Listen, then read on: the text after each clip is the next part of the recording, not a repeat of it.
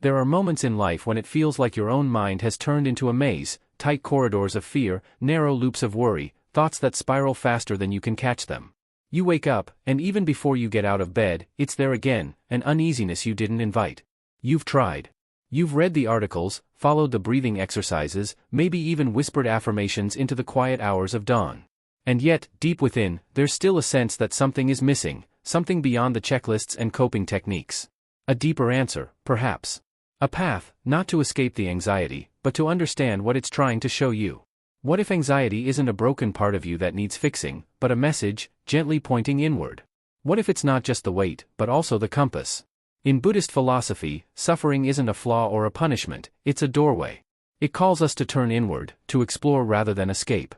The discomfort you feel? It might hold a wisdom you've overlooked. The restlessness? It could be trying to tell you where you've forgotten to breathe. Rather than pushing fear away, we're invited to sit with it, to listen without judgment. This is the core of mindfulness, not to destroy anxiety, but to meet it with a new kind of presence, one that sees through its noise and into its message. And that's what today's reflection is about. We'll walk through a few timeless insights rooted in mindfulness and Buddhist wisdom, not just to manage anxiety, but to transform our relationship with it. These aren't rules to memorize, but gentle shifts in how you move through your day, how you breathe through tension, and how you come home to yourself, again and again. Let's begin with this: the mind is not you. The thought is not you. There will always be moments when a thought crashes in, uninvited and urgent. Something is wrong. What if I can't fix this?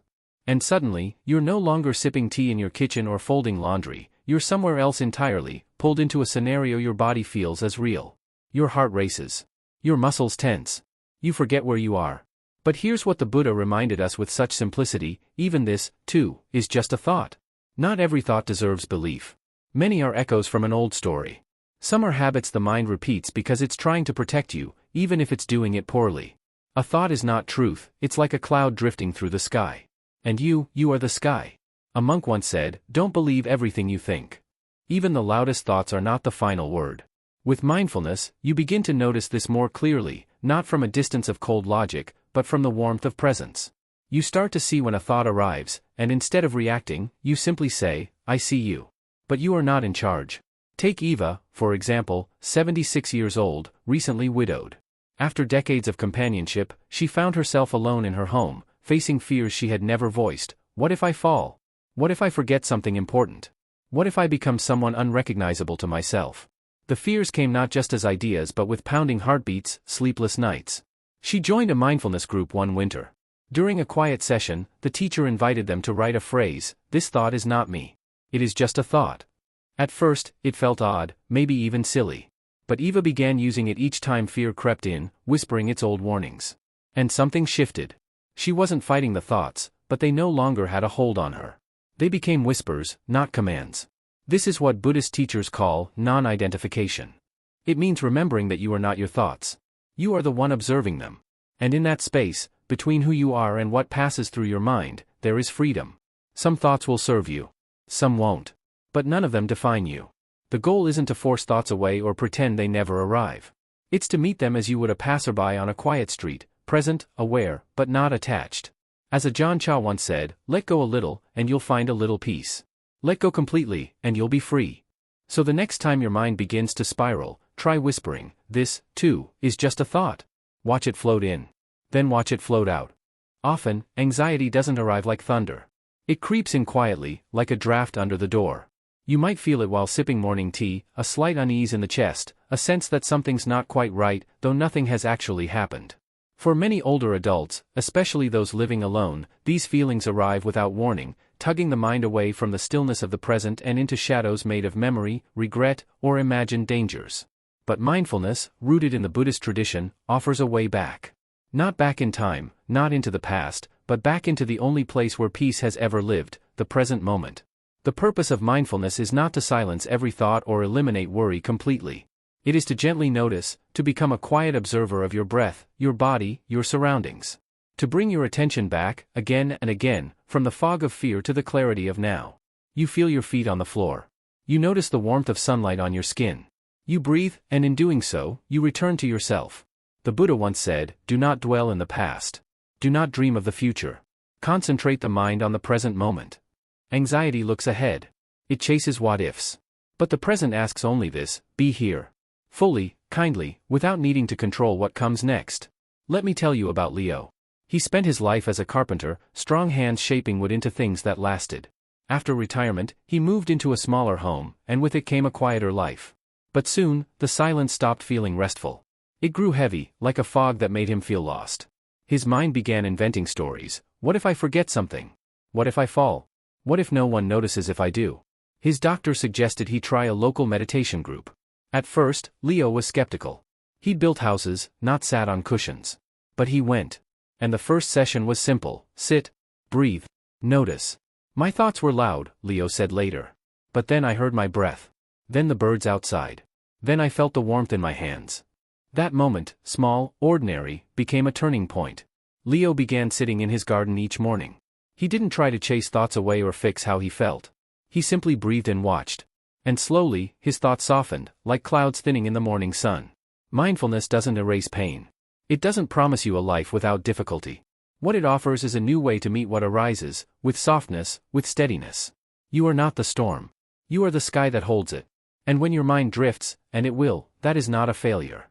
The moment you notice, you've already come back. That noticing is the practice.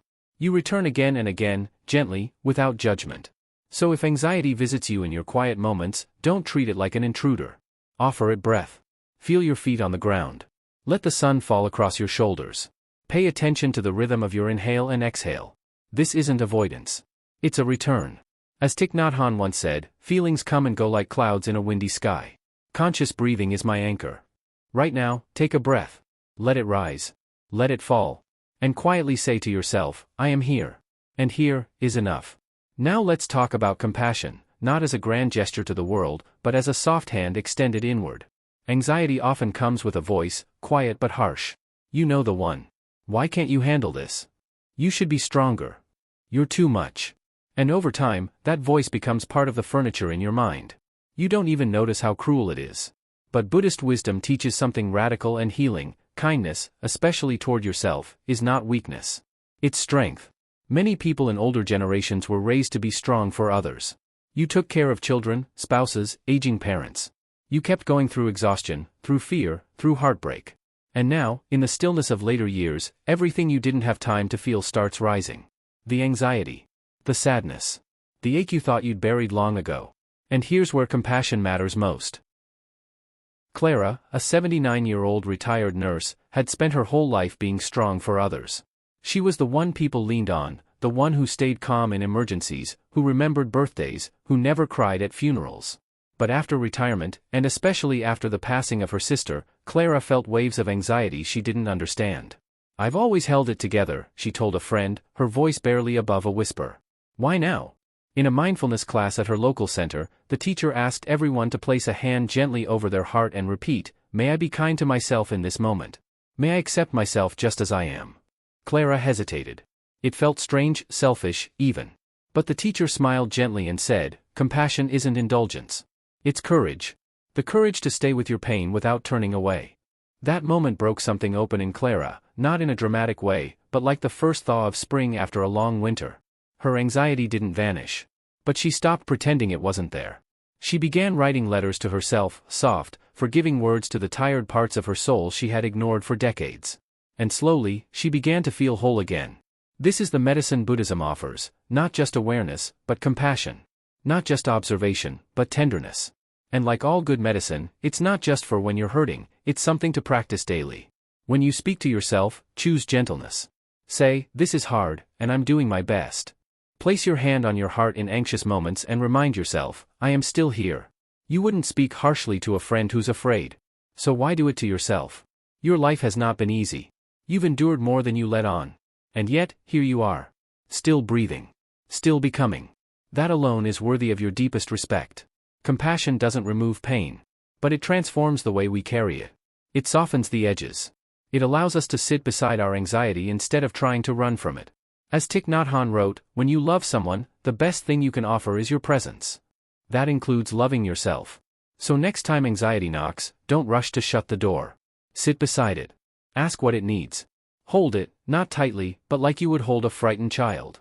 Sometimes, all your heart needs is to know it's not alone. And if there's one phrase to carry through all of this, through the tension, the racing thoughts, the late nights and early worries. It's this is not mine. This is not me. This is not who I am. There will be moments, quiet and raw, when anxiety tries to convince you that it is you. That the racing heart, the sense of dread, the trembling hands, define who you are. But they don't. The Buddha taught something so gentle, so powerful, it can reshape your entire inner world. You are not your emotions. They are passing weather. You are the open sky. Leonard, 82, lost his wife after 50 years together. Since her passing, anxiety had become his quiet companion, a weight in his chest, an invisible tremor beneath every thought. It feels like I'm disappearing into the fear, he said in a support group meeting. At a community meditation circle, the facilitator introduced a simple phrase from the Buddha's teachings: this is not mine. This is not me. This is not who I am. Leonard repeated it, first awkwardly, then more clearly. And with time, the tightness in his chest softened. He began using the phrase whenever anxiety appeared. Not to escape it, but to remember who he was beyond it. Each time he said the words, the fear loosened just a little more. And that is the quiet miracle of this teaching. It doesn't promise to make life painless.